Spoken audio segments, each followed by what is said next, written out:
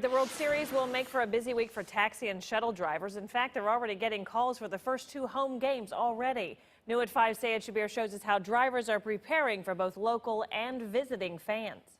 For thousands of visitors and fans, they'll be finding themselves in the back seat of one of these next week. And so we checked in with the Kansas City Transportation Group to see how they're preparing for the big rush.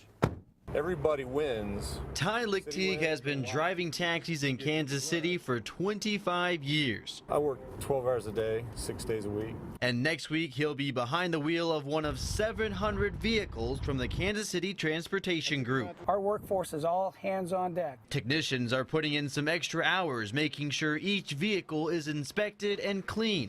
Managers are monitoring flights from San Francisco and will have extra cars at the airport when needed.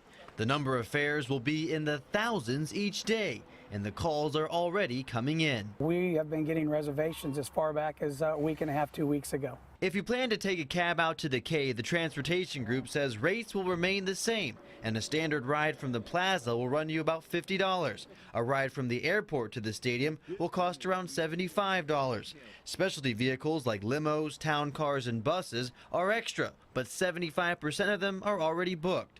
Drivers consider themselves ambassadors for Kansas City.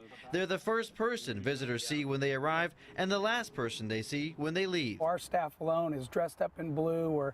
We're all ready to entertain our client to make sure they have a great experience while here in Kansas City. Game days are going to feel a lot like New Year's Eve for these cab drivers, and some of them will be working around the clock. But they tell me they're excited for the big boost in business. Syed Shabir, 41 Action News.